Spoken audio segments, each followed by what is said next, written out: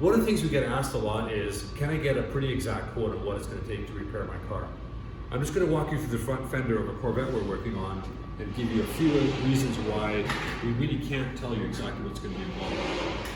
This car took a front end hit at some point in its life. The way the repairs were done, somebody took a piece of this cloth tape and just stuck it in on the back side, covering up some of the damaged areas, and then started to work over top of it.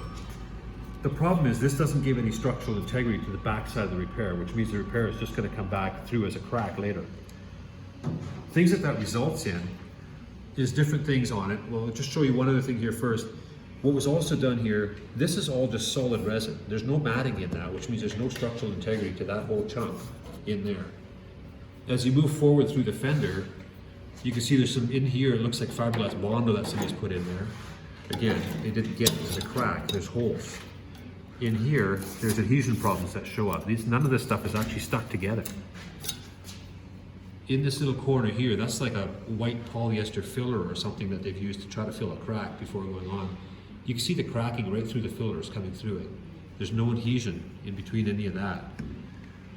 You know, another area here with just solid resin, no matting in there. There's no structural integrity to that. More adhesion problems. Moving around to the front, lots of resin here with no matting. You can see the crack is reforming in here already because there's no matting to come across for the crack reforming.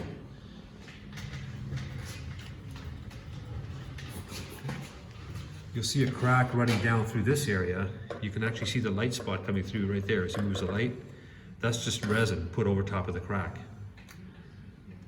In here, these little pieces just popped out. That was stuck, little pieces like that were stuck across all of these little gaps.